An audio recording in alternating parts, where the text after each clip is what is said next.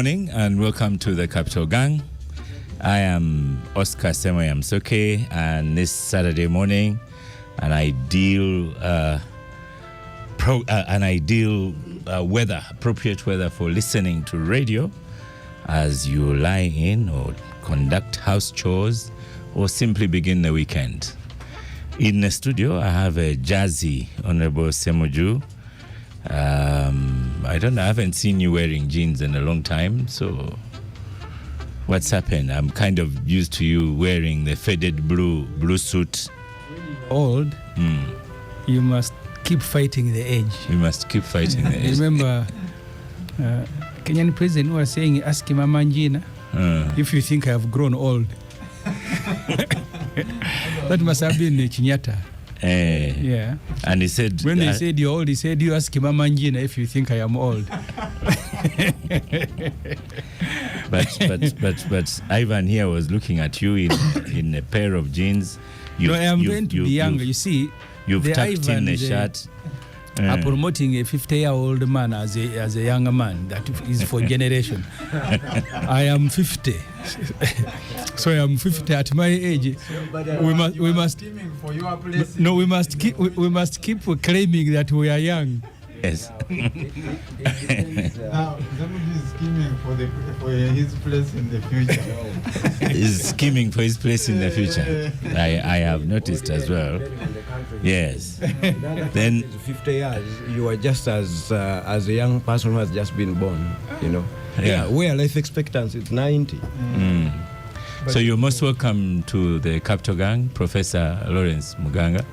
Thank you very much. Great to have you. I teased you as I came in. I saw your prisoners were with you. You know, there is this saying that problems in the world are like salt. Yes. No one on earth has not tasted salt. Even anyone who is suffering from some kind of high blood pressure and they have prescribed to them to leave salt, they still crave for salt. Yeah. So problems are for all of us. So prisoners are always going to be around us. We are always going to be prisoners. Oscar, I am a journalist. People listening to Capital Gang don't understand what you are saying. I was moving. I was going to tell them that I was going to guarded by a brigade.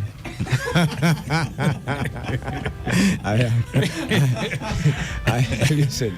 I am not a member of UPDF. But have your issues been sorted? Do you feel more secure these days?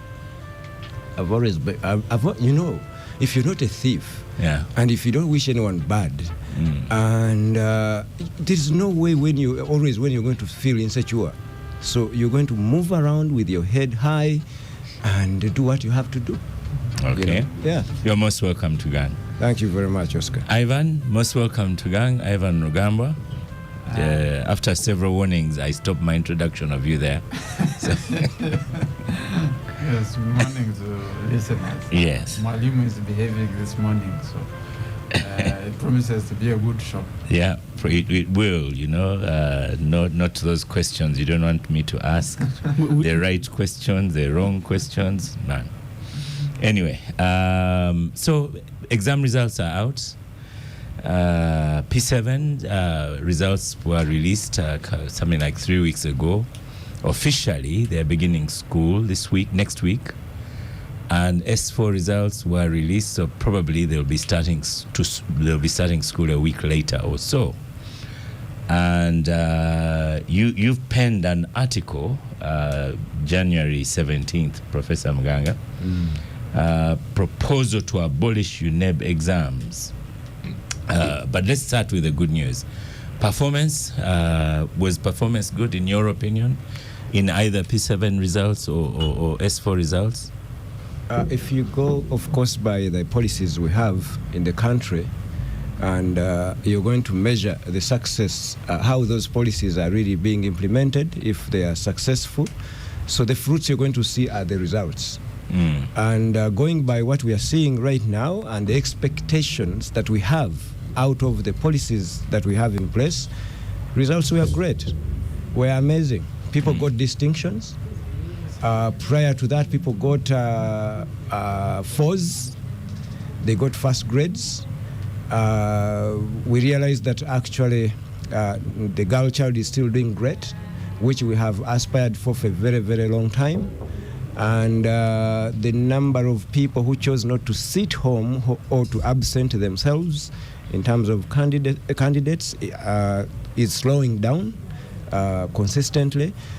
So going by the expectations of the current policies we implement, we are okay.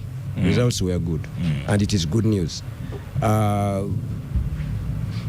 Quality-wise, is it good? We'll discuss. Yeah, I agree with you because, there was that interruption due to COVID and dropout and everything. So there's a good recovery now. Yes. Honorable Semoju, you agree? Agree with what? That it is good that we've had good results.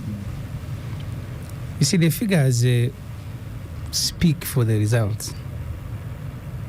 I don't think it is my opinion. So the number of candidates who completed a failed PLE, I don't have the figures in my head. I think it must have been more than almost 90,000. Yeah, and usually those numbers are around the 100,000. Correct. So you have children starting P1 according to government about 2,700,000 seat PLE. 100,000 fail completely, and then the others are in the other grades, which are also almost a failure. The senior 4, I think there are more candidates in grade 4 than in grade 1, and not sure whether grade 1 and 2 combine. So on matters of results, Oscar, I don't want to, it shouldn't be a matter of my opinion whether the results are good or not, because the figures are always released. But for me, what is bothering me is a matter that we discussed in Parliament this week. The old curriculum has ended with these senior 4 children whose results have come out. The senior 4 who are in class now are on the new curriculum. So what was bothering Parliament was, one, for me, I had another issue. What was bothering Parliament was that government hasn't developed a curriculum for senior 5 and 6, and children were being asked to apply for combination using the old arrangement. And the government said, no, we are developing. We think we will be ready. So one MP said, you guys, why are you using our children as experiment, as tools in your experiment? Another MP from Karamoja said, you must be very selfish people that after educating your children, you are declaring, so you are using ours for experiment. But most important for me, Oscar, I have not found anything significantly different with the new curriculum or old. I have not. I said I haven't. That one I'll educate you. Because the claim by government was that the new curriculum can help a child even if you drop out of senior 4 to do some work. I want you, Oscar, to help me which type of work can my son, who is in senior 4 now, can do if that son didn't continue. But also significant, I was attending a training by Bank of Uganda and UCC on digital financial transformation. And that seminar afforded me the opportunity to reflect on how the world is changing very quickly. Because I graduated as a journalist writing in newspapers. The newspapers are closing. Life is changing very quickly. So in your new curriculum, Oscar, for which you want now to help me understand. I will help you. Yeah. It is good. I will need to know, because one of the presenters at that seminar was, I think, one of the top managers of Safaricom, and she started that presentation by reminding us of the time when we had one TV and one radio station in Kenya and almost everywhere. And she said today, people may not even watch TV, may not even listen to radio, but they're going to have everything. At that time, by the way, even TV used to be closed. They say now we've closed, we will come back. She said, you see, some people like Malcolm do not know that there used to be like a cloth over the TV. So you just switch on the tune of the news. Yeah, at 6 p.m. is one that gets you so on. I even before recent, some of the courses at Makere were declared, I think, what's the word that Please, they use? You can that say was- obsolete. Please but, don't say expired. Don't say expired. That's the word they use. No. For me, I don't think I need anyone to tell me that yours expired, because if the newspapers are closing, and I was schooled and graduated in writing newspapers. Yeah. So the point for me, beyond what the complaint of the MPs that the new curriculum is not ready, yet children are about to see it and are being asked that please fill forms to apply the same old way of combinations at A level, an area where you can also help. My fear is that the world is moving very fast. yeah. Even with your new curriculum, 5 years, maybe it is going to be also expired. The new curriculum is good. Yes. It's okay. But in fact, as you say, you maybe MPs have been a little bit behind. When that curriculum came on, it is still called the new lower secondary school curriculum. Yes. So it has been developed on the go, because it was initially S1 and S2. Now it has gone up to S4. So when they say S5 will be ready, now I believe them. So, but yeah, Ivan, on results. Don't know what they are studying. So you're saying they will be ready? Thank you, Oscar. I don't know. First of all, the PLE is a very critical stage for a child, or at least primary level. I usually look back at my own progression, and I think that in the life of every child, the primary level is a very fundamental, is very critical to their, first of all, to their confidence as citizens, as public citizens, in terms of boosting their ambition, in terms of boosting their overall agility as an individual. The other levels only complement or supplement to an already existing personality, which is formed and grounded at the primary level. So the quality of primary level education is very important. Is very critical. I do not know whether the PLE or the examination itself adds or takes away from that child building endeavor that is nurtured or that has been nurtured over the past 7 years. Because right now we have kids right now in school who are crying, who are almost depressed, who probably were performing very well from primary 1 up to P7, and by just one incident they failed. They somehow messed up in one examination or 2 exams, and the results came out different. And I think that's the point that Professor Muganga was trying to emphasize in his article, that you train a child for 7 years and then judge or evaluate their progression by just one set of exams. I think it's unfair. No. And It's a violation of So you mean you want it measured in kilograms? No. I want the progressive. There should be there are better ways to assess a child. There can be a better way to assess a child. Yeah. Progressively, because you see, when you judge Maybe somebody by one supplementary. incident, one set of exams, it's really unfair for somebody who has trained for 7 years. but- You don't evaluate. You see how they appraise you at university. I think that at the university level is a better form of assessment. because you are at the university. than at the primary level. Because what these exams do, once you mess up or you misstep, you have a misstep as a child, the grabbing it does for your confidence as a child progressing to another level, it's very, very, very significant. And for me, Yeah, that is but the single sorry issue I have. to disturb I have- Ivan. I have with the, But you see, exams are very interesting, Oscar. Where I went to school in A level, I was always the best student from term 1 to the end. Even when I was examined by UNEB, There are no miracles that return. No. Those who were last were the last. No. It is not true. Even when you are being examined by another person. No. The good thing that Mwalimu is in the chair. Even at Makerere, who were best in class always were there. I have to agree with you, Ivan. Yes. But just hold on a little bit, Dr. Muganga, because for you have even gone to Parliament and said what Ivan is saying. So I'll give you a minute to actually say them again. Let me complete. So I think that the primary education is very important, but I think that using one set of exams to judge the quality of a student or the intelligence or the overall intelligence of a student is an unfair way, and we need to evaluate or to reflect on that.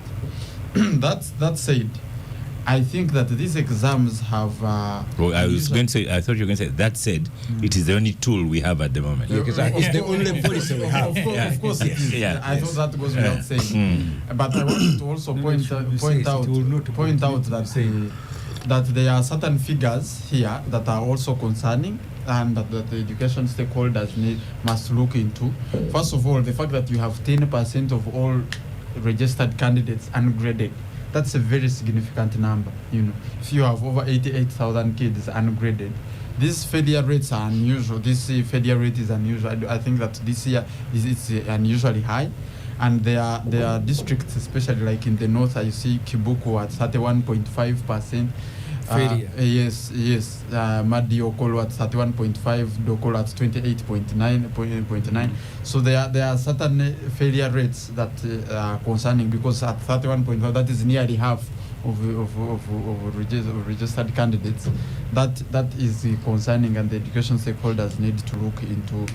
The solution is that you don't examine them. Yeah, but the failure rate, as Honorable Semuju has said, it has been like that for a while. Yes. Semuju is such a heckler this morning. No. I think it is the coffee he's had. I think the problem is in the genes. So just because he's trying to be young. I think Malcolm is young enough to have experienced this model of PLE. Yes, I am Oscar. So what's your comment on the release of PLE results and O-level results? I sigh just before I start to speak, because this is what we do every year. The results come out, we talk shop about the quality of the results, and I'm not so sure that so much gets done to change anything. Even Parliament is going to debate and express dismay at what is, and something needs to be done. Outrage. But when you have, they say the monkey seated and debating issues about the forest, then you're going to have challenges with the outcome from there. I think the governance of the education sector has been very, very highly mismanaged, that there is so little that what is trying to be done now is too little too late. When you talk about this new curriculum that is coming up, that was a song that was sung for probably 15 years before it finally came into place. And when it came into place, Oscar, you can agree with me, I'm sure, that it was shambolic in the way it was rolled out. It was, and maybe not at Taiba. It's a good thing I'm maybe the one not asking questions. Maybe not. And I'll say this, because I was working when it was rolled out. To any question. When it was rolled out, I was working squarely within the education sector, supporting human rights work within the education sector, and society judges us. Well, we are judged by how we treat the least of us in society.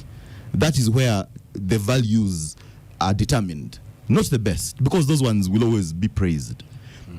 The way these things were rolled out in the rural schools, they dragged teachers, government school teachers, and took them to, I think, about 5 different centers, and just over 2-3 days told them go and teach. They delayed the opening of the school term so that they could, everything seems to be done haphazardly.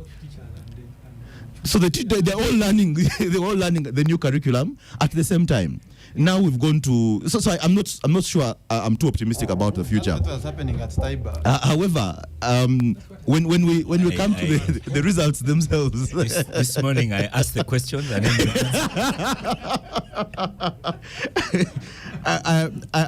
when we come to the results themselves, the primary school results were not as good as those for last year.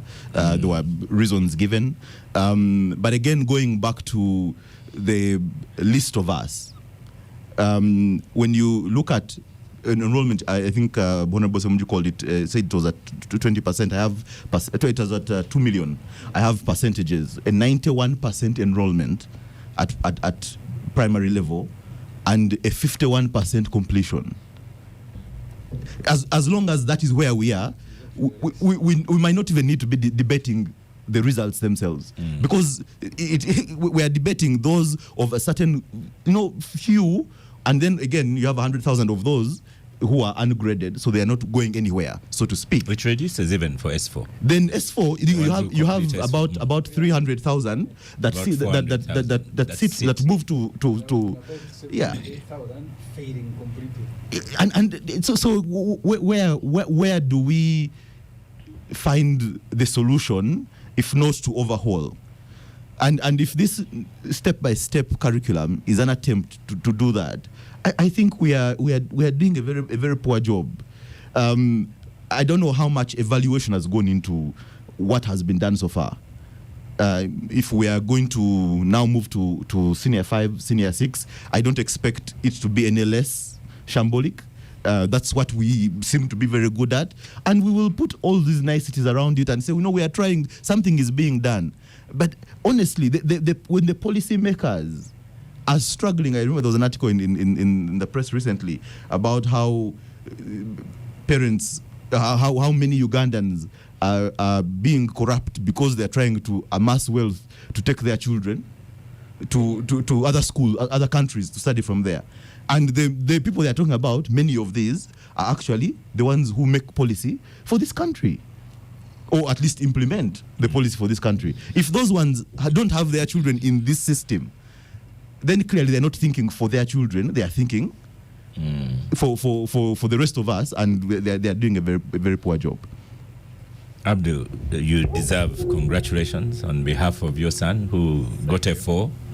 So yes, in a recently completed P7 results, you join a club of 4 here on this table, because our producer Patricia, her daughter, has got 4 as well.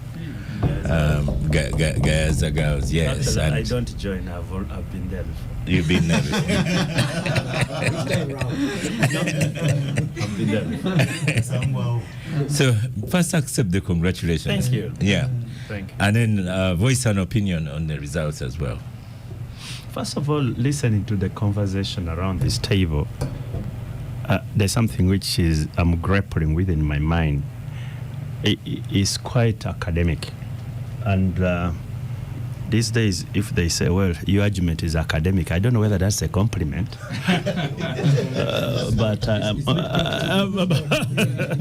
So I see a little bit of theories and so on, and we are going through that.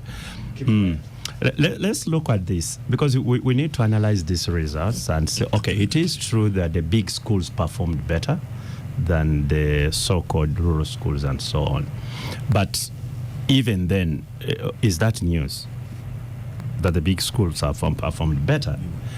2, my own kid didn't go to the big schools, like Malcolm is saying. No, mine didn't. Actually, what happened, I'll give this example. My child went to a daycare school near my home. Then that daycare school, which was run by the former personal assistant of the Right Honorable Mama Mbabas, registered to become a primary school. So just a few houses from me, it's a village school. So they went, and the kids were in kindergarten. It's a village. It's a village called Seguku.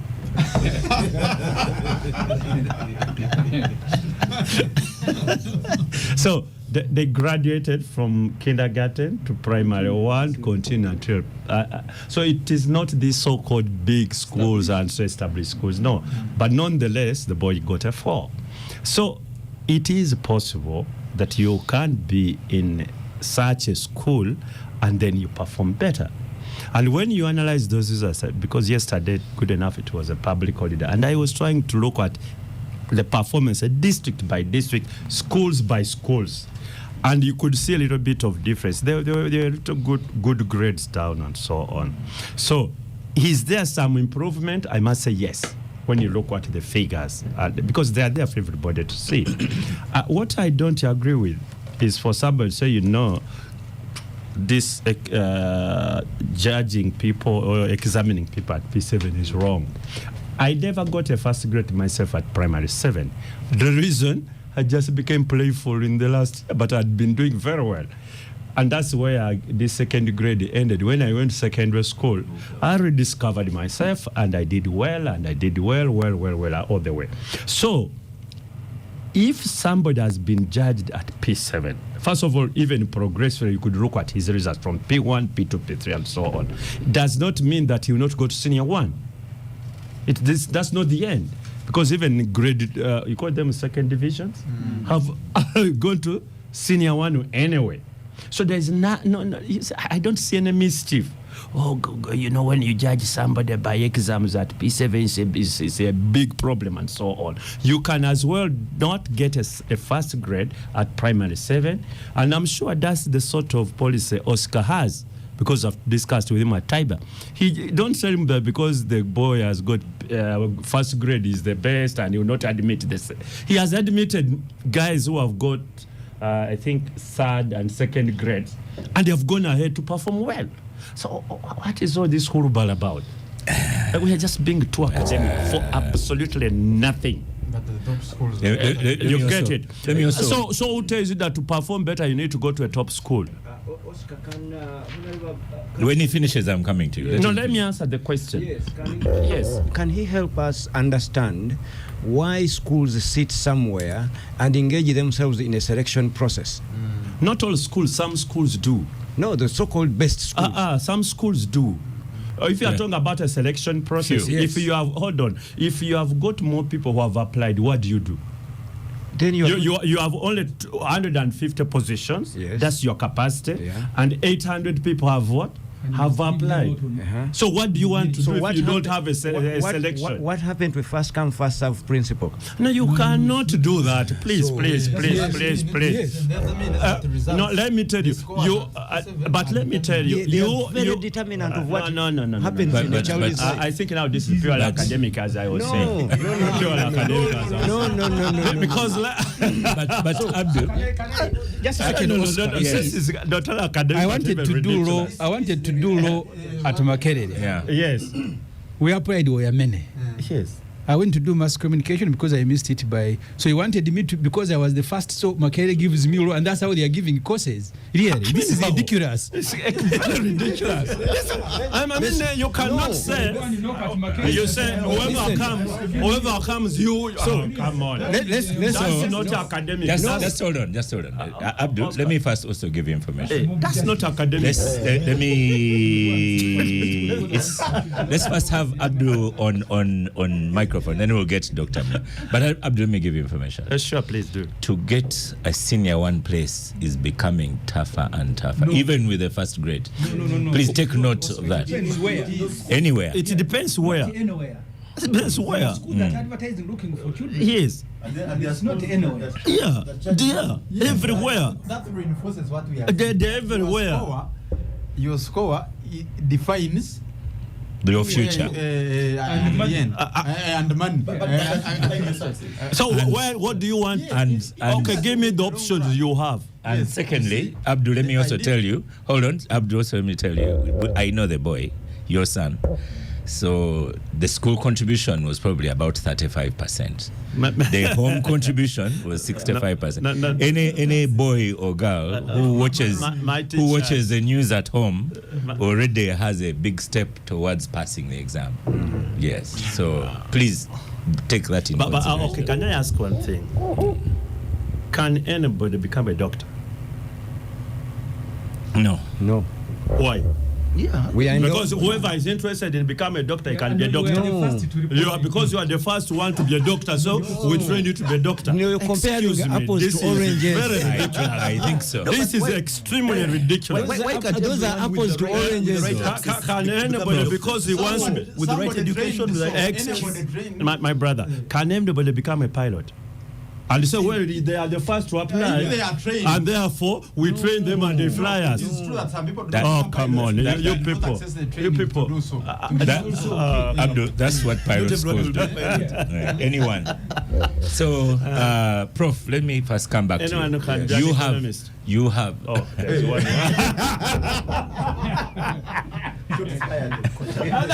You have Dr. Muganga. I had a query here.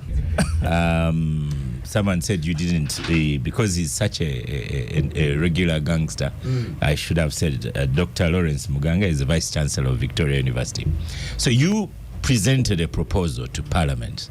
Now this is here the public, the court of public. What was your proposal? Now, here is what I'm trying to say. And to also help Honorable Katun to understand these things better. Yeah, I also need to be helpful. Including, because these people, when they sit in Parliament, they have forgotten that education, maybe it is a public good and it is a right. Okay? Like health, education is also a right. And it is non-partisan. All right? So I am also disturbed. These are the characteristics of a developing world, where even people spend hours discussing results, examination results.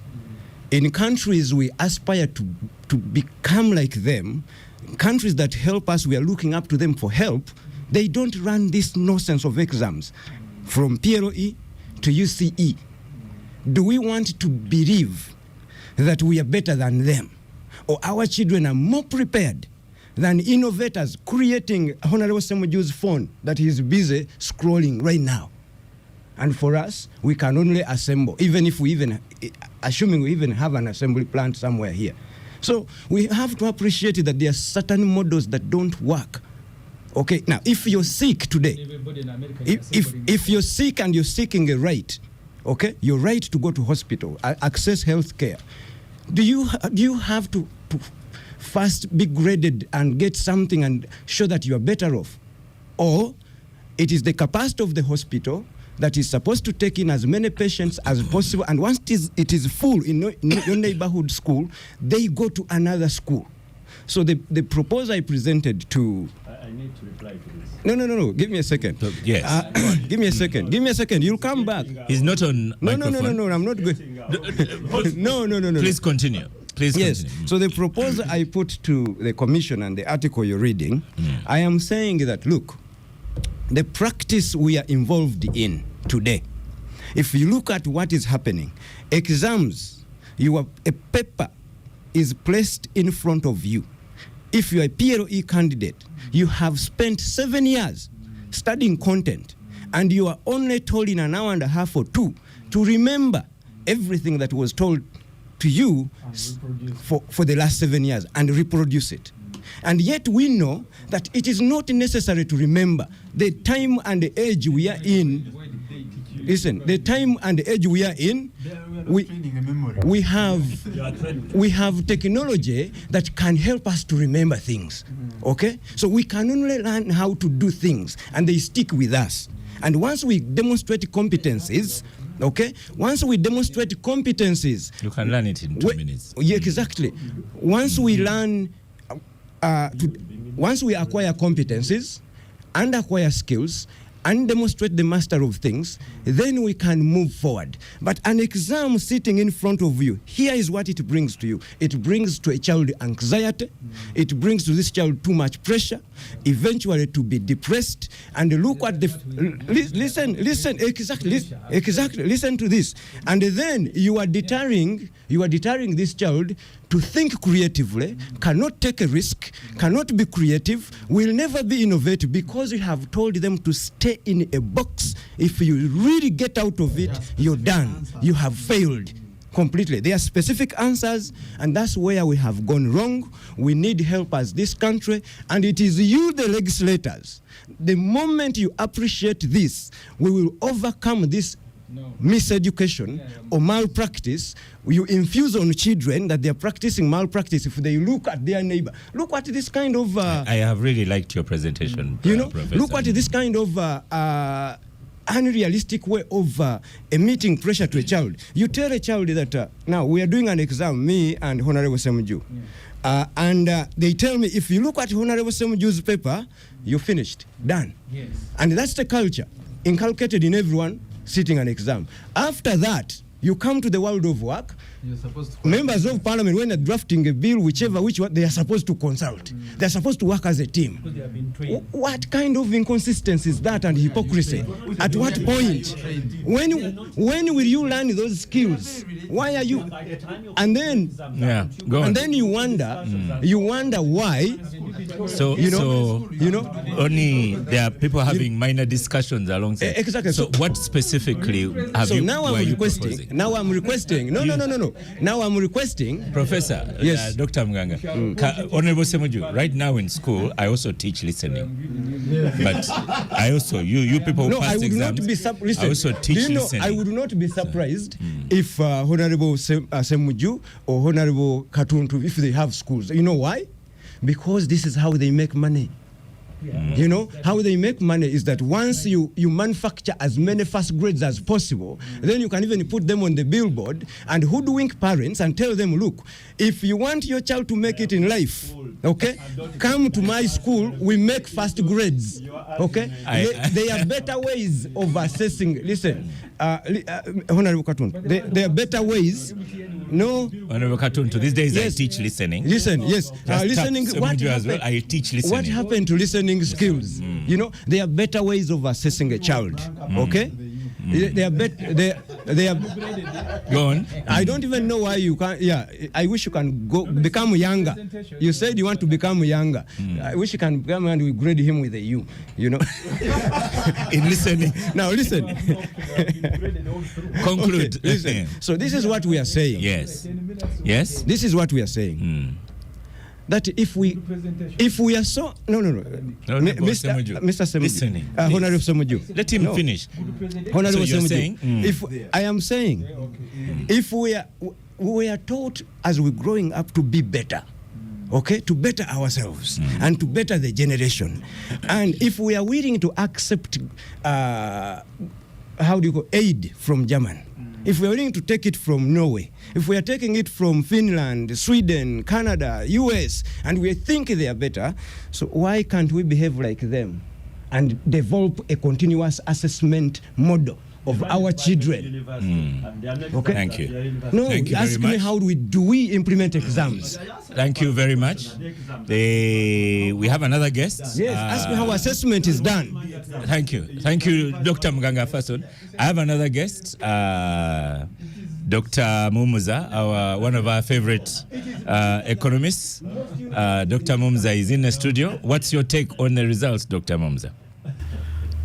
Oh, results are results. And what an interesting discussion here. The world all along needs to be graded. We even mark roads. This is left, this is right. I want to believe my colleague here went through an interview panel to become what he is, and they were graded. Abdul, listening. So there must be, I think my... I also understand one thing, that I'm not saying there shouldn't be assessment. Yeah. These people, I don't know which world they live in. We are saying assessment is going to be different from what The is exam- being done. the exam is- torturous assessment that we The have. exam is part of the assessment. Assessment is broader. Assessment is broader. You listen, guys. We have all gone through this. Even you are examined. Now, assessment is part of the exam. By the time you sit P7, you have not faced UNEB. You were assessed by your own school and teachers. That's how they moved you from P1 to P2 to P3 and elsewhere. I sat my P1, primary one. I actually never sat primary one leaving examination, if you can put it that way, because I was sick in hospital, suffering from malaria. But I was promoted to P2 as number 2 in the class. based on what I had been doing throughout the year. So that's assessment. That's continuous assessment. Now, you listen. Listen. I only have your Listen. microphone on. Assessment is broader than just an examination. But you cannot do away with examinations. And I hate this thing when I hear academicians in this room and elsewhere saying a child in P7 is subjected to remember all they learned from P1. Now, there are certain building blocks. In P1, you are learning the letters of the alphabet, how to shape letter A, how to write a word town, and then how to write a sentence. Now, P7 is not going to examine you on those things, but you need those basics. We teach mathematics, addition, subtraction. So in P7, I am assuming you know all that. And I have a problem right now teaching in a university where I find students should have learned the demand curve, which is something they learned in senior 5. So I'm not going to teach it here. Now, that does not mean I'm assessing you. So part of what you learned along the way is building you for that final exam. And the final exam is only checking whether you appreciated the concepts and is not examining. But without that basis, without that basis, you are going to have, and I will give a simple, can you listen, please? You are listening to. Can you listen? Continue. It's on your microphone. Let me just end my point. Yeah. Towards the end of last year, a plane crashed in Colombia. I don't know how many people followed. All the old people died, the pilots and the mother of children. There was one child who was 13 years. The youngest was 11 months. The ones who survived and stayed in the bush for 40 days in a Colombian jungle full of pythons, poisonous plants. How did they survive? Their own parents said those children will know what to do in that jungle. Memory. They knew which plant is poisonous. They knew which snake is poisonous. They knew how to keep themselves. So this whole thing of you are being taught to memorize things being demonized is not a bad thing. How do we go back to our homes? You have to memorize certain things. So you want to get back, don't blame and say, we are being told to memorize and then remember. That's part of life survival. That you need to remember 2 looks like this, 3 looks like this.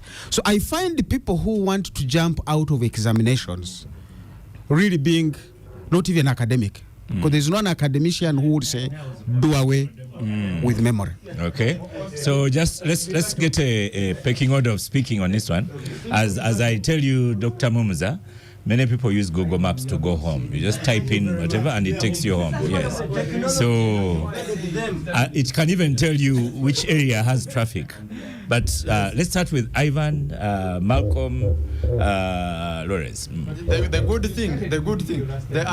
You have overtalked even off microphone. Even off microphone, you have overtalked. That order alone is being informed by memory. It's very interesting also that go to the microphone, Ivan. That this conversation is divided across the table. There is the upper side for so this was a debate that will be very interesting.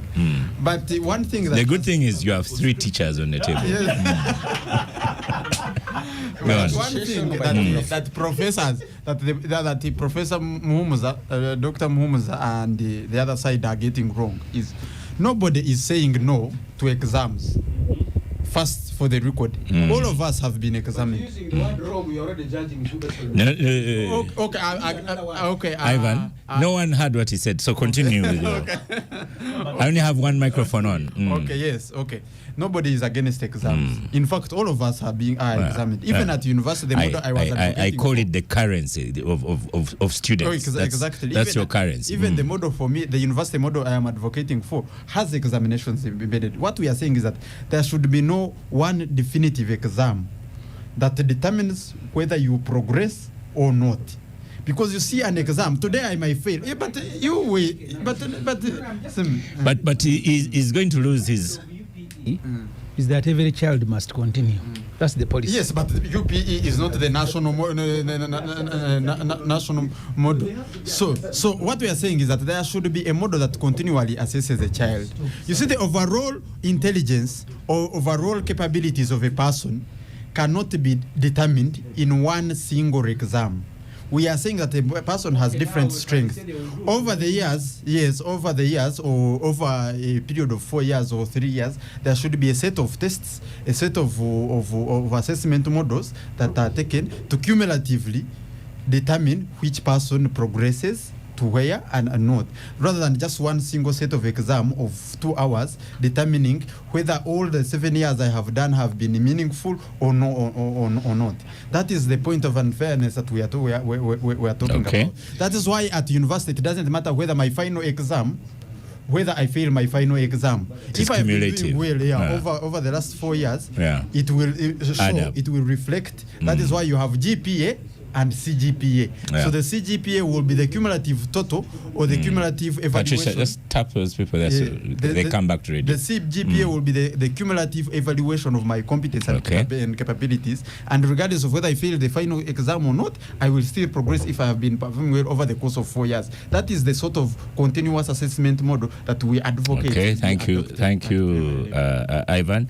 Malcolm, and also you remind Professor Momuza here that those students that did not know the demand curve may have passed exams excellently.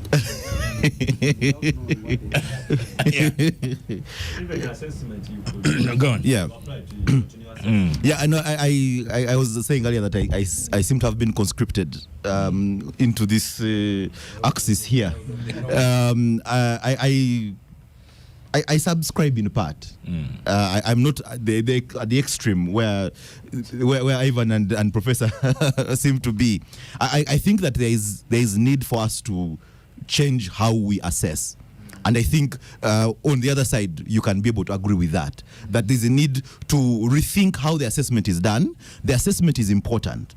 But is it done in a way? Honorable Abdul just confessed how he was a very bright student, and in primary 7, he played the games a bit. Hold on. He played games a little bit, and because of his playing, he scored a second division. Now he woke up. In fact, maybe Malcolm, you should tell him if you play about in this day and era, you will not recover to the level of that's exactly where I'm going. Your playfulness at primary 7 might have cost you a first grade, but you still had access to a certain school, which still got you to wake up and then become the successful man that you are today. Yes. Now the students, the pupils who are serious, who wake up at 4 a.m. and sit this and study to sit these exams at P7 and score 6, their parents have to go and look for 4 million shillings to go and apply, not to get, but to go and apply to go to senior 1 in a particular school. Why? Because that is the school where they need to go. How was that coming? No, because because and this is why it has come in, because my understanding is that we need a more wholesome change to the system. I'll give an example that parents wake up. Parents wake up at 4 a.m., 3 a.m. to drive kids across town so that they can go to a particular school where they're going to get a particular kind of education and hopefully get access to a particular kind of secondary school, having been examined in a particular and scored a particular kind of grade. How can we improve access to quality education? Access to quality education such that whichever assessment you're using, hopefully some kind of middle ground assessment, but whichever assessment you're using, that you have equal access or relative equitable access to quality education in whichever part, for example in Kampala, whichever part of Kampala you are in, that you don't have to drive from one corner across town to another just to go to a particular school. These countries that Professor is talking exactly in the neighborhood. Exactly. The countries that Professor is talking about is those countries have school districts where you register your residence and you can only take your child to a school in that district. Period. This place of crossing, but me I have to go to Kampala Parents. Where do you stay? In Mukono. I will take my child to Kampala Parents. That doesn't work. Why? Because there is a Kampala Parents kind of quality school in Mukono, and that's how you equitably give access to to primary education. You have spoken well. Let's stop for a break. Now. The Capital Gang on 91.3 Capital FM. Capital Gang on 91.3 Capital FM.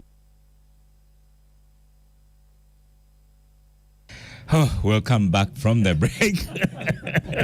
What a hectic break. I don't know. I don't know if Things were breaking in the break. Yeah. So people even stood up. So I don't know, you listeners at home, if you also had a hectic break like we had here. So let's arrange for 2 minutes for the people who are going to speak next, then we change topics. So Honorable Abdul Katuntu, Honorable Ibrahim Semoju, Dr. Mumuza, and then finally Dr. Muganga. We need to listen to him. he has given me his time. But He has given me his time. No. I invited him. He's the guest that was invited. I know. So you'll have last word on it. So begin. First of all, it is not true that when you are examined at primary 7 level and you don't perform well, that is the end. That's the end. No. What they are saying at this level, this is purely your performance. You've performed and you're in grade 1, what they call grade A, grade 2, grade 3, grade whatever it is. And even at that point, you can go to senior secondary school to senior 1. You may not go to the school of Budo or one of those, but you'll go to another school. And from there, if you are so brilliant, you take it up from there. So this thing about, it is first come, first serve in a school, it is so ridiculous. I've never heard of it. Why? No, you said it. It is not my invention. Some professor said, what happened to professor to first come, first serve? And we are saying, look here, you as a school, you're going to speak last. You as a school, you have only 100 places left. You have 600 applicants. You must find some sort of formula to admit. You get some criteria, and that's what happened. So that's the let me tell you, that should what we call education is about quality. That's education is quality. And let me tell you, there are people who don't qualify to do particular thing because they can't.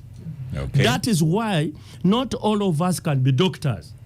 That is why not all of us can be pilots. I want somebody to say, look here, any pilot can fly me. I will not jump on that sort of plane where you have a pilot, Muganga, say, okay, these things you don't have to memorize and so on. You are not on the order paper, Ivan. So to ask all people, first of all, you have got talent, what we eventually call skills. Then you must acquire some through education. And you must have capacity really to acquire, remember, and some are part of it. It's like when I'm going home, not all of us must go through a GPS to reach our homes. Thank you, Abdul. Others can straight drive from here to our home. Abdul, I need to disabuse you of that notion.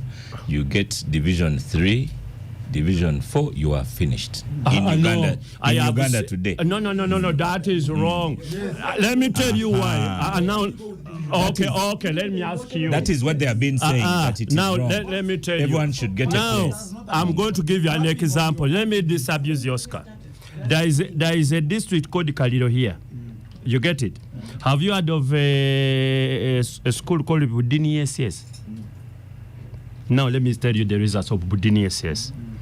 They sat 320, 199, 200 go to first grade. But you've never heard of it. Just in the village there. And the guys here are those one you are talking about who go to grade 2, grade 3, and so on. So please, some of you are being academic, really. And it's wrong when we are discussing this because we are talking about our own lives we live every day. Today you are the one who is academic. Honorable Semuji, you are now on your 2 minutes, sir. You see, first, his argument is worth being listened to. Who's? But I think whose as argument? Professor, the one Okay, who says Dr. we need Muganga. to change the way we assess people. But for me, Oscar, in this world, I want someone to tell me this, and then I'll immediately join his side. That the content of our education,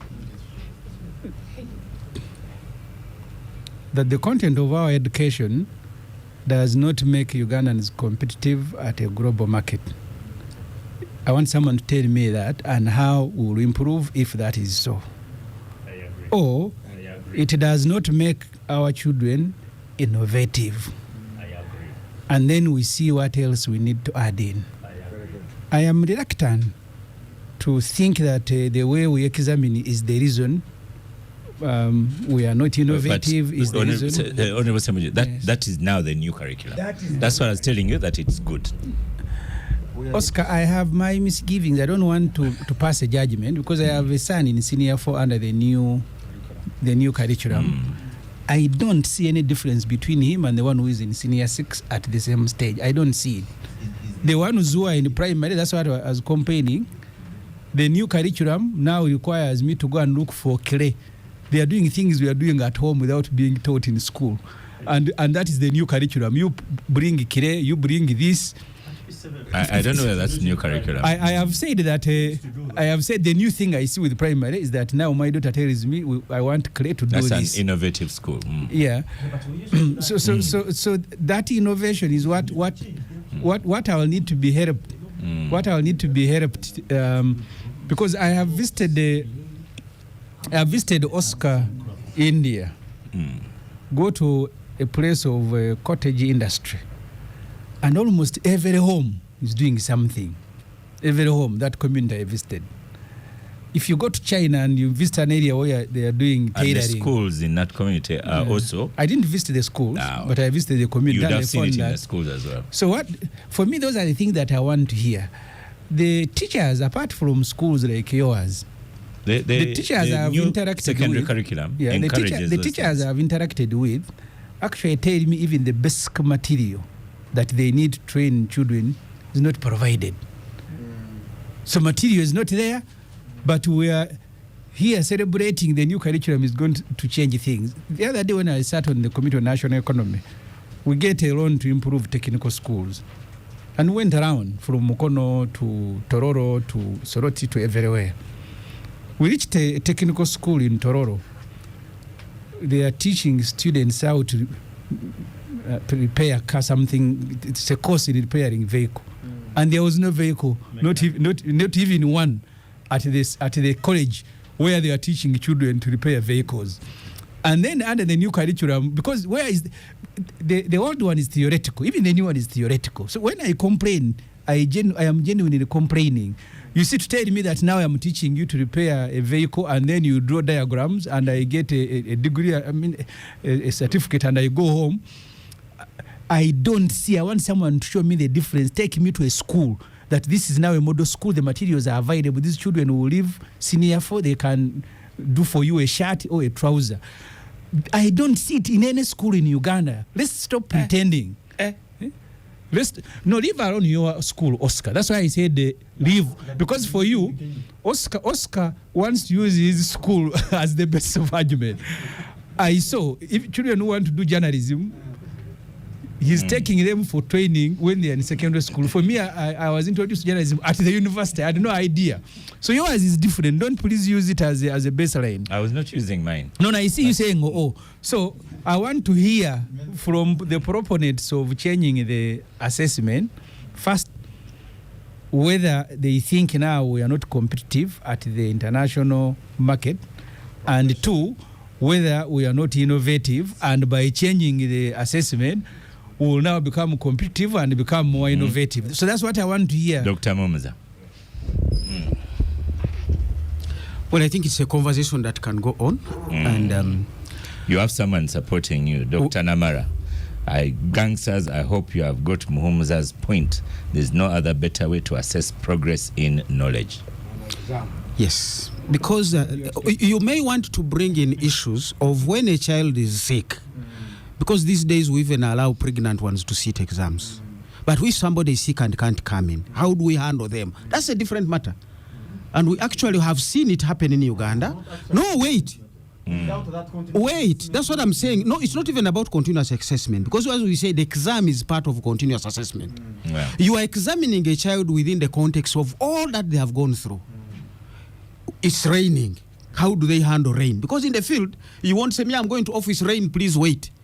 So you can miss an exam because it was raining. You want to handle that. A flood had happened. We saw it happen, I think, in Kibale the other day, where UNEB had to give another examination to children who had missed the exam because the director had a problem with the school.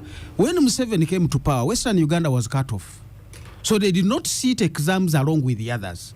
They had their special examinations and they sat those. Now, that's a conversation you can have. That how do we deal with those? Can we have another remedial exam that can be handled to cater for those different groups? We already have seen UNEB. These things respond to realities. UNEB is saying this curriculum is ending. Those who failed, can we arrange another examination for them? That's a matter you can raise for the unique cases. But don't forget two things. That an examination is also testing context. When you are hard pressed and how do you handle those pressures? But also you want some institution, because globally we are still capped in institutions. There are planes I can't fly because of the things Honorable Katuntu was raising here. If it's Emirates, I'm going to fly. Not because I know the pilot or anybody, but I'm trusting the quality. You're going to present this certificate. Some people will accept it only because there is a UNEB stamp on it. What is your other alternative? If you let people be examined at any level, anywhere, and there is no joint assessment, where do you handle those peculiarities in the world we are going into? So it's a conversation that needs a context, that needs an institutional arrangement. Do we have the money to do continuous assessment? Because education is doing it. At, I think, senior P3 and P6, they do that continuous assessment. If that was a UNEB, you could carry it and give it a weight. Yes. But even at admission at university, I know they pick what did you score in senior 4, it contributes to your senior 6 entry. Yes. So this continuous activity can be put in, but you guys don't come and say, we now know how it should be done, and this is the formula, that everybody do it at their level. So next discussion we can have, Dr. this be Muganga. contextualized. Thank you very much, Oscar. And You're concluding. and the members of the gang here. Oh, the gangs, and I'm avoiding that word. That word. No. Yes, yeah. So I am going to help a few people here. And for Dr. Muhumuza, I cannot blame him at all. In 1998, I sat in his class.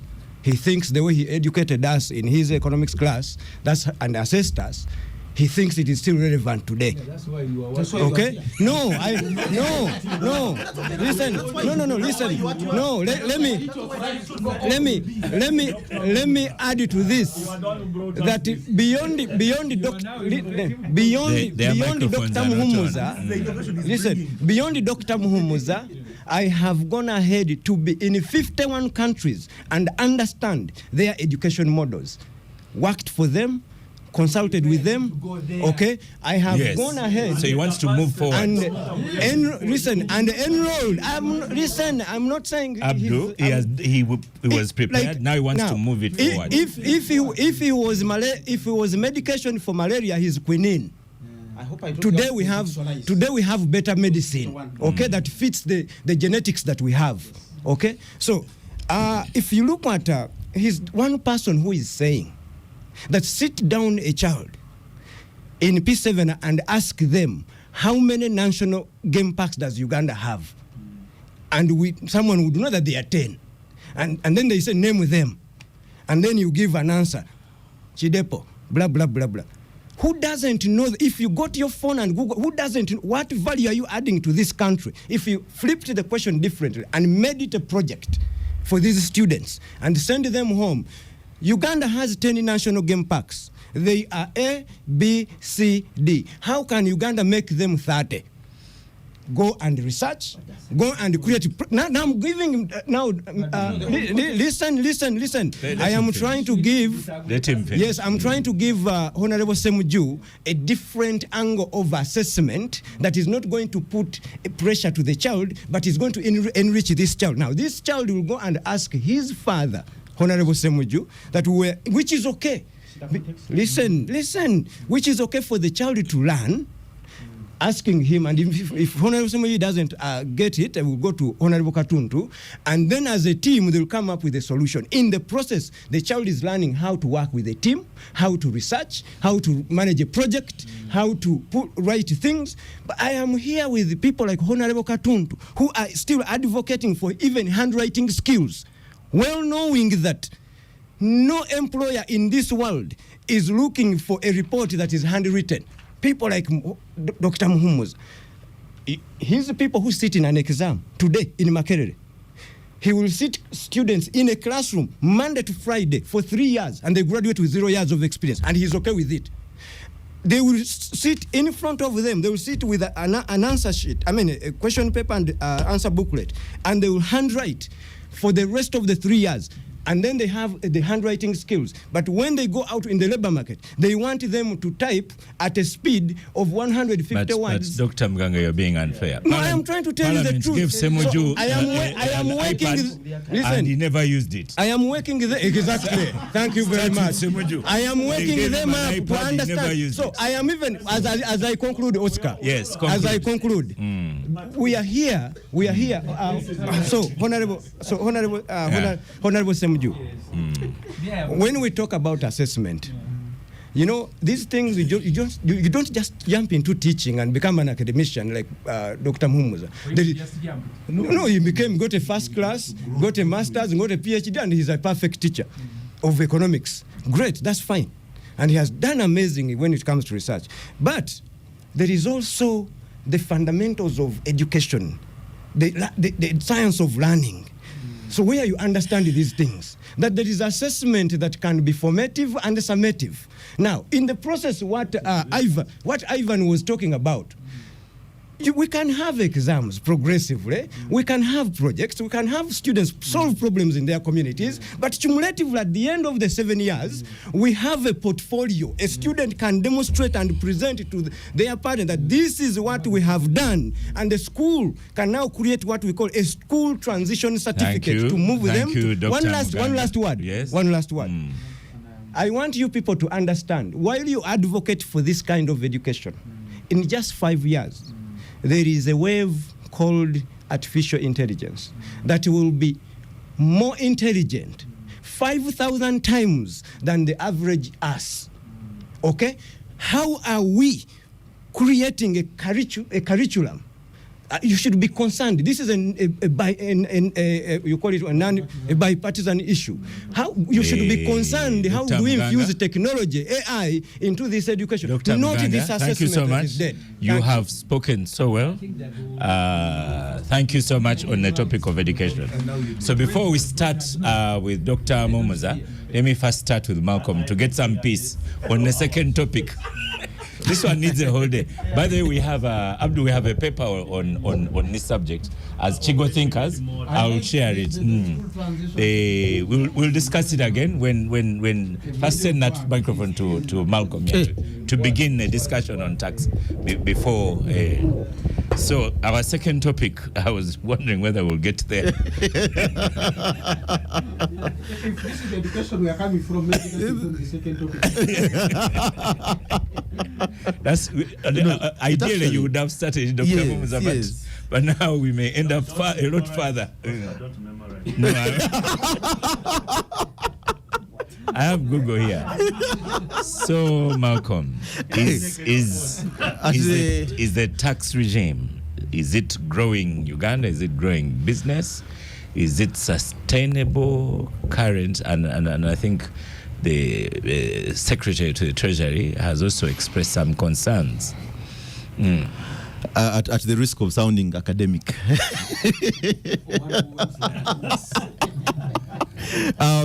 Oscar, I think that the concern that is coming out now just speaks of the boiling point that we are at. We are at the precipice, really. And probably that's why even the more unlikely of people are now, but he probably had said some of these things before he wore the hat that he's wearing now. So to hear them from him now is a breath of fresh air. But I think that there are just a couple of challenges, really. For me, I'm just going to stick with two of them. And the one of them is the way in which the government is trying to grow its revenue. The over-reliance, I think, on I think what the economists would call, or the tax people would call, consumption tax, as the primary basis for revenue, ends up, it's an easy way to collect tax. Certainly less expensive. Everything is deducted at source, and you're able to collect easily. The population grows. There's a lot more consumption, but it then begs the question: who is consuming, and how do you improve their capacity to consume so you can improve your capacity to collect? And that probably then takes us to certain innovations that could come in to be able to expand and create more efficient ways of collecting tax, more efficient taxes to be able to collect.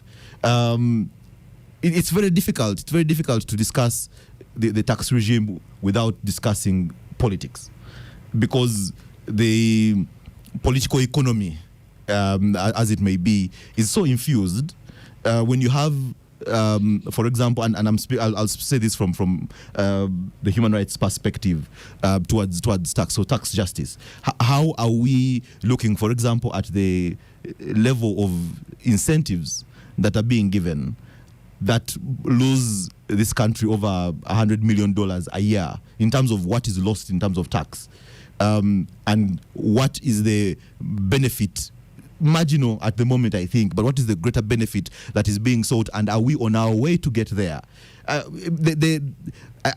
don't know if and I'm happy to be schooled, if there's been evaluation of the tax holidays, the tax incentives that we give, and there is a clear demonstration, the statistics people, Ivan, will share, whether there's a clear demonstration that we are on the path to where we want to get to with all of these, because right now it just seems to be an attempt to create some kind of white elephants, that there's development happening, there's investors coming in, they are getting all these packages. There's no proper follow-up on whether they're actually contributing to the economy, they're actually employing as many as they say they will employ, investing as much as they say they would invest, and because that is exactly what would then translate into an economic benefit. So I think by and large the current tax regime is stifling business. Everywhere you go, everyone you speak to is scared of the taxman, because the taxman is squeezing from every corner, and maybe they should be squeezing, but how is it done in a way that is growing the business, that is designed to grow the business and not necessarily make it fall? I recently was engaging with a gentleman. He's Lebanese, and he runs a supermarket. He's done so for the last 8 years, and his first interaction with the taxman was about 6 years ago, physical interaction. He had been paying, but then they came and assessed. And when they assessed, they decided he should be paying a lot more. So they go back and forth through that engagement. And by the time he became my client, and we are trying to engage with URA on this, his tax bill had really grown. He looks at the content in the shop, looks at the tax bill, agency notice on his accounts, and he says, you know what, Malcolm, if I can pay you your legal fees, I'm going to fold and go home. Now, this is one person. One investor, small-time investor, hasn't benefited from those holidays and the like. But that is the state that a lot of Ugandan investors are in. Yes. Ivan.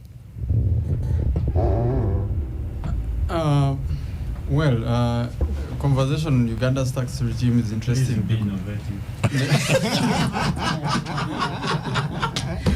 Abdul's microphone is switched off. But it shows that, But go to the- that he has been in the class. Yes. Yes. Yeah. We shall examine him. Yeah. So, a conversation on Uganda's tax regime is interesting because every other day, I think Uganda's debt, tax to GDP ratio now, I think Dr. Mumza will correct me, is it around 13? Is it around 13? 12, Yes, around, 13. Around 13%. And the debate has been on. That's memorizing 30. Yeah. Debate has been on how to improve that figure, 12 or which 13. means how to get more Ugandans into the tax bracket. That conversation means that there needs to be an incentive structure for people to formalize, for businesses in Uganda to formalize. Over 30% of Ugandans, Oscar, are in the informal sector. Go on. Over 30% are in the informal sector. So many of these are resistant to formalizing because of the tax man.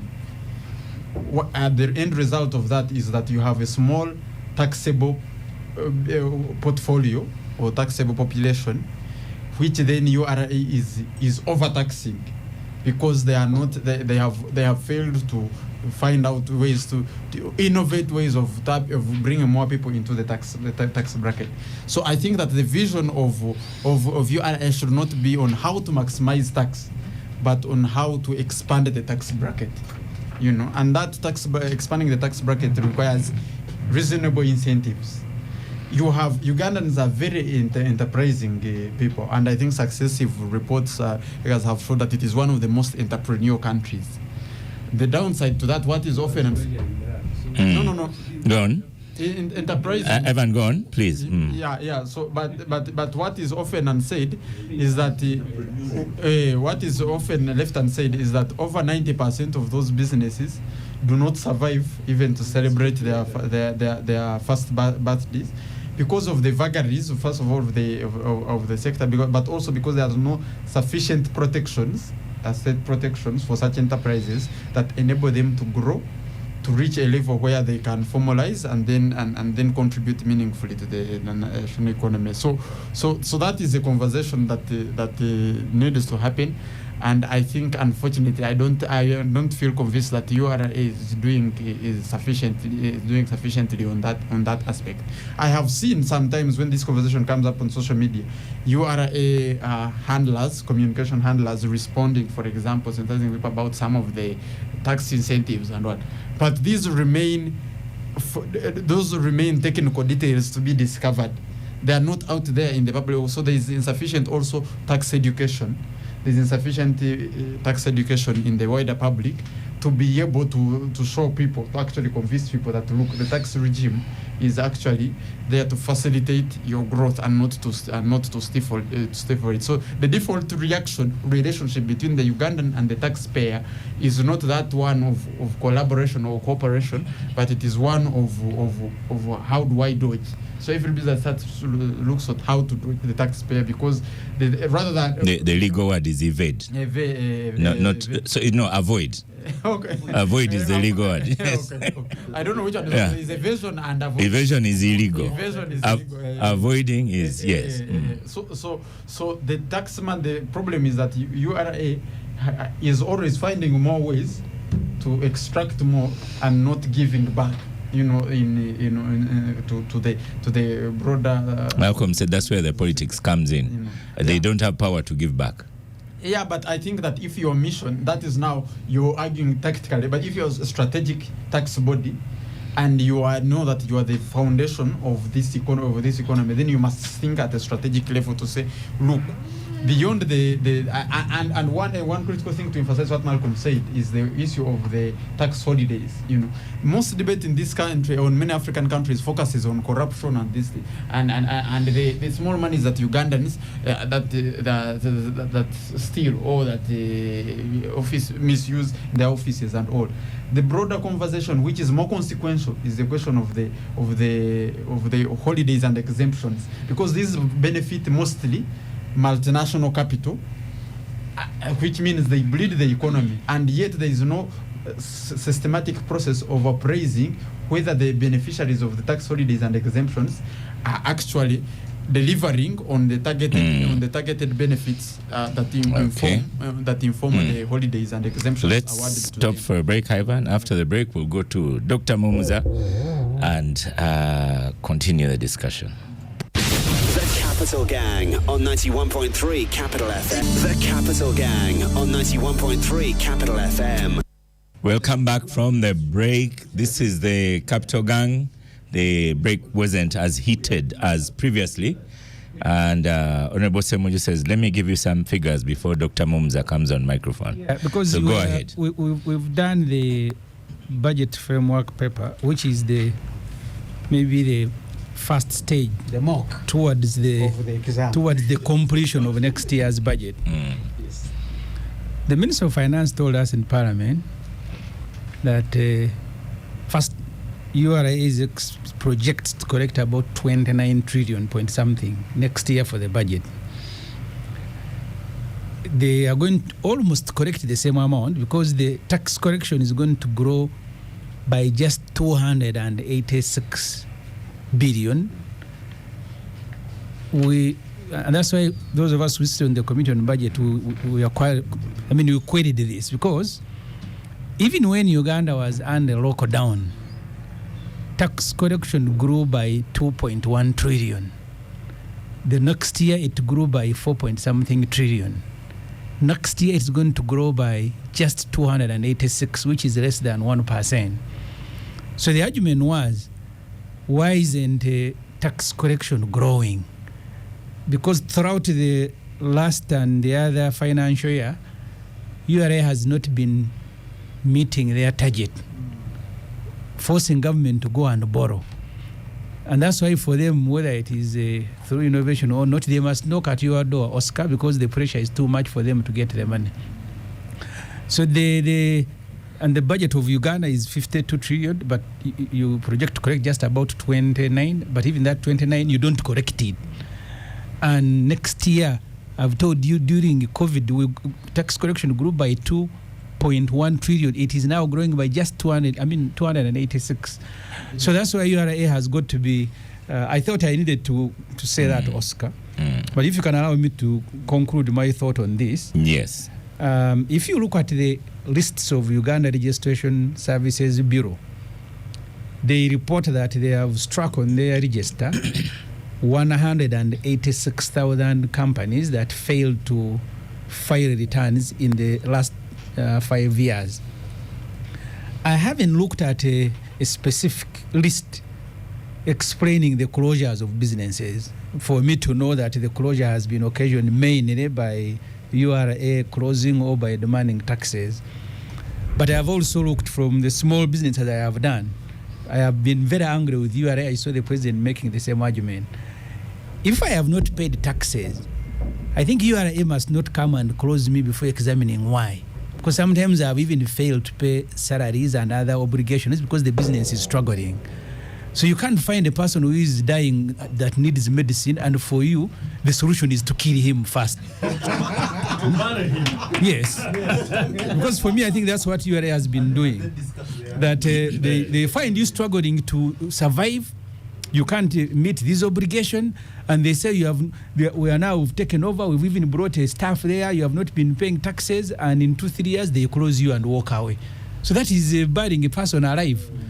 So it is personal. I have gone through this in a private business I was doing. So I thought for me, those are, for now, we'll do Oscar before you bring the expert. Dr. Mums.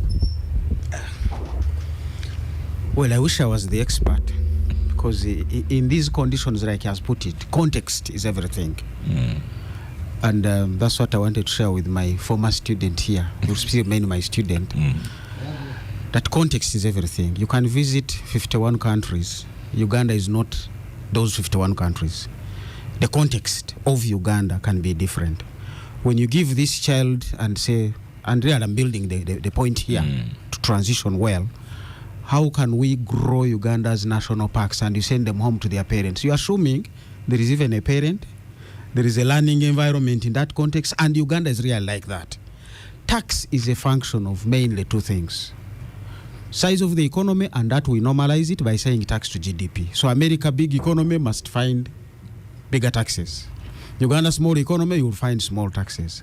But the other major part that drives taxes is the structure of the economy. If your structure of the economy, as they are saying, is informal, you cannot behave like the former ones. You need to take that into context, even as we are designing tax policy. Now, this does not mean the informal people don't pay tax. They do. The water they drink, the water they use at their homes, there is VAT on all these kinds of things. So there's already a wrong notion that formalizing businesses and the economy is what will increase tax revenues. That's wrong. Because the tax collection is basically either income tax, which can be personal or business, and for businesses that make a profit. And I think that's where Honorable Somujunganda's context is very, very critical. Before you come to this business, I may not have records and I have not paid taxes.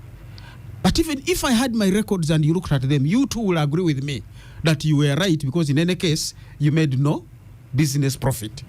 But now to just jump in and close without knowing the context of why did this person not pay taxes is missing the point. Now, the others are consumption taxes. And in Uganda, do you know anyone where they've looked at the records and agreed with them? Now, people don't even have the records. And it can be very complicated to create those records because you require an additional either cost, accountant or cost, which people are trying to avoid. But now some apps are coming in that can help a business person to say, what did you buy today? Soap, salt, I paid rent there. And the app will somehow create some accounts for you. We are going to move there in those spaces. Now, understanding that context is critical for us to even set the target for URA. Quite often we set a target for URA saying, what is the tax to this year? 52 trillion. How much are the donors giving us? 8 trillion. How much do you expect from this? Now the balance must come from URA. You are really giving URA a nightmare of getting a tooth of a crocodile. It's not an easy thing to do.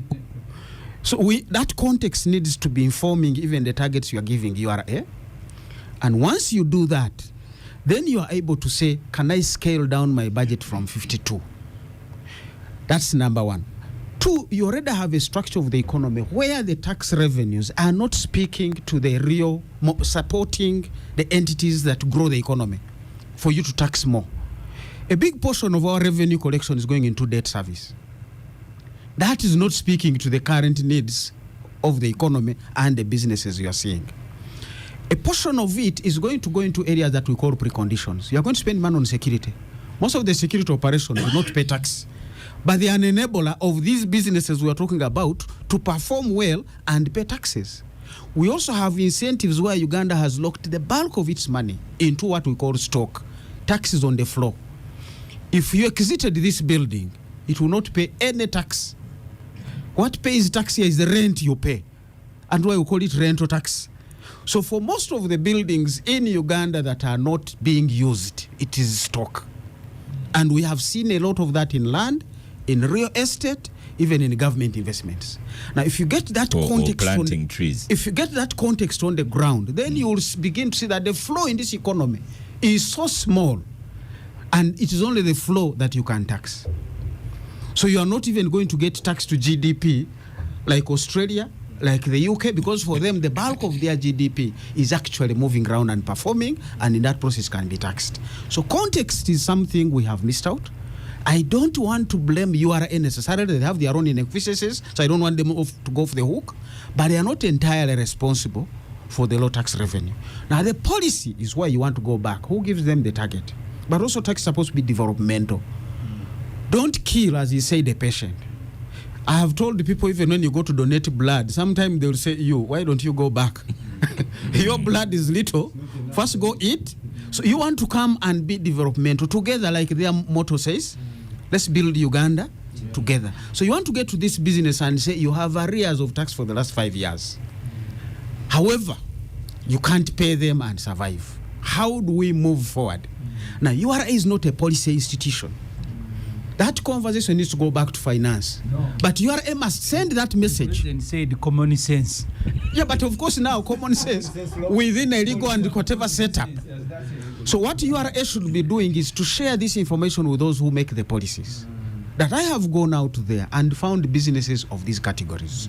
Can we change the policy and see how do we address them? What is calling an agency notice? The moment a bank receives an agency notice, the bank begins to encumber the owner of that account. I have had a case of a friend who really gave an EFRIS invoice. URA receives it automatically and sent an agency notice on the person's bank. 1 year down the road, the person hasn't even been paid on that invoice. But because of the agency notice, he couldn't transact on his account. He went and borrowed money from a bank to reactivate his account. Now, are you growing the economy? Are you disrupting the economy? So we need to broaden tax policy to say partly it is to raise revenue for the government, but mainly it is to grow that base that eventually generates the revenue. And that is more than URA's task and mandate. It goes back to the Ministry of Finance. What policies are we making? How do we handle the unique peculiarities within the context of the Ugandan economy? Thank you. He's an advisor to the Ministry of Finance. Yes, I was going to say exactly that. He's an advisor to Minister of Finance. We are saying sometimes it takes time for people to learn. That's why examinations are after 7 years, after 4 years, after 4 years. Those processes are ongoing. They will take time. We wish we can expedite them so that these new innovative ideas are adopted. They are not learning. No, they are learning, but sometimes, as we say, you need to change the law. Now, changing the law is not something you do every other day. You need to change the structure of the organization and the corporate image and the people who collect the taxes. This will be completely different. You remember COVID? The LDUs were beating us up until over time they were retold. So these are processes. You don't want to lose track of them. But this is why we're saying the innovative learning. When he was in my class, today I examine my students on what even hasn't come. I'll teach them the Bank of Uganda monetary policy statement, the current one. And then I'll signal them and say the exam will be on the latest. So if the exam is in May, keep looking for the latest of that time. But what I've taught them is how do you respond to what Bank of Uganda is signaling? And some of them, we don't know how the Ukraine is coming up. Tea factories are closing in Fort Portal. Partly, fertilizer cost has gone up. Reason, Ukraine and Russia, because that's where the bulk of the world's fertilizers have been coming from. So our education system is not that bad if we can manage. And that's the creativity you want to bring into the URA implementation. Or taxes on inputs. Now, those taxes are going to go down because those factories have gone down. Dr. Muhammad, yes, this advice of Minister of Finance. Yeah. But because he says there is the conversation is there. Does he see any progress for the students? Certainly there is progress, but as I've said, sometimes it comes slowly. The response of government is a monster institution. You have to go through cabinet, you have to go through parliament, some of the things, you have to go through a number of other places. No, that might even make it more complex.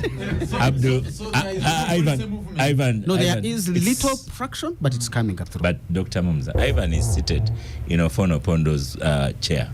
Now the things you have mentioned on this radio show, next time I'm going to move you to the other side. At least for he today. told you he got caught in that axis. I don't know whether it's the axis of evil. This job competently. You must first show you relate with the wider public, the concerns of the wider public. Yes, you're supposed to. Abdul. First of all, just said Abdul. I don't know what to ask. The question, the topic is, can the tax regime sustainably build the economy? So even memory is not working. That was the topic. No. And when you lack a little bit of that, you don't look good. But you see, I am not a Christian, so I don't want to talk about the Bible, but even the tax collectors are mentioned in the Bible. You do, you are damned. You don't do, you are damned. Yes, it is all about taxation, it's all about collecting tax, but as well as spending it. How do you, what they call a fiscal policy, how do you spend the tax you've collected? Oscar, and I want to be the devil's advocate now. The public demand on government has increased. has really, really increased. Every day, all this talk show, in Parliament, everywhere, it's all about public service. We want this, we want this, we want this, we want this. We want a road, we want a hospital, we want, the other day, the Honorable Mboatekam was talking about the tea growers, they want subsidies. It is terrible. So the demands on the state are so big that you need the tax. But how do you balance both? Because they are really contradictory. It's not that you have a fair taxation policy. To me, Oscar, taxation itself will not be bad if the taxes were doing what they are supposed to be doing. But you pay the tax and you end up looking for money to do what the tax is supposed to be doing. That's where the problem is. And a business is closing. Of course, businesses are closing. Is the issue about tax? Partly. Because one has to investigate how many companies are surviving their first birthday. Is it because they have been taxed? Or they are just free to do business anyway? And how do we have companies that, smaller companies that have come up to do business sustainably? That's where the problem is. If you don't have businesses, where are you going to collect the tax? And if the population is not doing well, meaning to increase their consumption, because the majority of the taxes we have is what Malcolm was talking about. Consumption what? Tax. Because that's where somebody goes, is like Oscar, he's rich, or Professor Mugange, he wants to drive a Mercedes-Benz. And he knows the tax on the Mercedes-Benz of $100,000 is maybe 40%, which is $40,000. And he goes and writes a check, and he's very happy to have to pay that tax. So that's the sort of tax which, when somebody pays, he pays it when he's laughing. He's happy to own it. He's going to wear beautiful perfume, very expensive perfume, but nonetheless he's paying, and he's not complaining. Those are the sort of taxes we should be looking at. But for you to get those taxes, you need a vibrant economy where the consumption is high and people are doing very well. These sort of innovations, people think you just tell URA to do what is not possible. Yeah. You see, you have to grow business. There is no country which will collect tax without business thriving. So all our heads to be to put together and say, look, how do businesses thrive in this country? And then the rest will be automatic. Oscar, how many private schools do we need? We just need private schools all over the place. You pay the taxes. And by the way, you're not the one who pay the taxes anyway. It is us parents who are looking for good education, who consume that education. We are the one who eventually pay. You are just tax collectors. Though you go around and say we are the taxpayers and so on. You are purely tax collectors. It is the public that eventually is paying the tax. For the public to pay the tax and happen, it must thrive economically.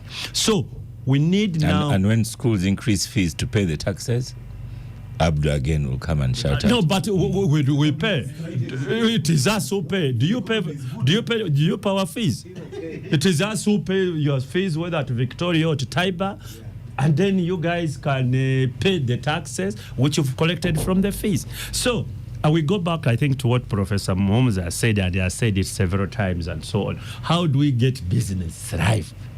And that must go now to URA. URA, you have got a very legal obligation and legitimate one to make sure that these clients of yours are having businesses that are thriving and progressing, not closing them down.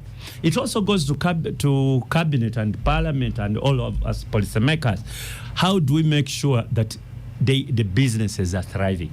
Any country that is not looking at how to promote their businesses, we are doomed. We shall be here lamenting every day. Taxes, because people are not consuming. And once you have got a poor population that doesn't consume, forget about the taxes. You are just engaged in a classroom debate. Professor Mganga. Dr. Mganga, sorry, when I use the names, I should be accurate. You can even call me Lawrence. My mother, that's what my mother really knows. You want your mother to call you professor? No. doesn't even know what I do. His microphone is off. So that means I came to this world and was given Lawrence, and I live called as Lawrence, right? So, but for me, how I look at these things, it's not really different from what everyone is, the picture they are painting. But I want to liken this to a metaphor of the cow, grass, milk, and then maybe the skin. And this is where URA is right now. It is overstretched. It is trying to milk a cow that is not really well fed, and eventually,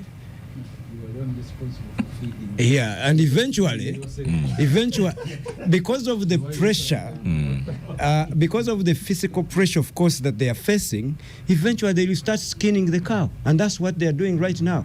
So that's why you're finding all these small businesses are shutting down, they are struggling, because they have to meet the target. But how are we getting this a little bit wrong? And this is where I bring my teacher, Dr. Muhumuza, into play, his advice to the Minister of Finance, that perhaps in trying to grow the tax base, maybe with what we are thinking, we are not thinking without a box. We have tried out of the box, but we now have to think without a box and think creatively. I know our education system does not prepare us to think creatively, innovatively, and forward thinking. Not good enough. Yes. Now listen. No, listen. Continue. It doesn't make us competitive. Yeah. And I'll qualify this statement, and I want Professor Muhumuza to take it back to his his client. Thank you. That the client is listening. That while we are obsessing ourselves with taxing people or small businesses that can hardly even make ends meet, including income tax or payee, and you're expecting people to have the disposable income to infuse, to have the purchasing power, to cause the multiplier effect of production to happen, and then we can tax. It's not happening. We should look in a different direction and very creatively. Now, look at this example. World over, the market cap for the digital economy, world over, is $17 trillion. Okay? And now I'm talking about technology. And look at the country, where are we with the policies that are infusing us into being competitive in that arena? Digital economy is 17 trillion. Coffee, the market cap world over is, you can correct me if I'm wrong, 500 billion. 17 trillion, we are not participants at all in that economy. We are banning Facebook. We are teaching. We are not teaching. We are banning students to use the gadgets in schools to learn how to actually participate actively in this economy, instead of coming up with a policy of how do you use this gadget appropriately, right? So we are concentrating on our traditional way of taxing. Now, if there are examples we can look at, Dr. Muhumuza and Minister of Finance and others, just a stone in a pond. Look at the labor export that is happening of people who are not skilled. Let's take it that way. How much money is coming in from that section? Closer to 800 million. All right? Close to that. Okay, how much are we getting out of our own coffee? In the same what? Range or less. So where do you put your money? You have to start thinking creatively. Now, suppose now we educated our people technologically to be savvy, and this entire so-called developed world that is looking for, because for them they are aged. If you look at Canada, for example, 65% of the population is 60 years and above. So they are looking up to the developing world for human resources. Germany, UK, how can we position ourselves to actually export our services without leaving our country? Then you get a larger tax base. You don't have to bother these small companies that are struggling to survive. So for me, URA will continue over milking a cow that is not fed. Eventually they will skin it, and it is not very far. It is happening just because we can't think without a box. Advice to Minister of Finance, we can think big and smarter. Thank you, Oscar. The radio station has allowed me 5 minutes, so let's have a minute for each one, and Dr. Mumza will conclude. Starting with you, Malcolm.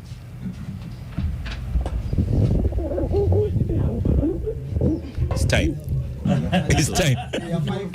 It's like, what do you call it in your 1 minute each, 5 minutes? 1 minute extra time. But we are not 5 people. We are 5 left to go. Oh, okay. Don't waste your minutes, Malcolm. It's concluding remarks, or it's Yes. the same thing? Concluding remarks. Concluding remarks. No, thank you, Oscar. I think that obviously the education and results debate is what really consumed most of the conversation. But I think that at the end of the day, you can see that what Professor was saying. We can revisit tax soon with examples. What Professor was saying was actually simmering, and even the axis that was a little opposed to thinking outside the box. Now he says think with no box at all, and you see the axis has agreed. They're not objecting. That is progress. Ivan, your minute. He's saying they are good opposition.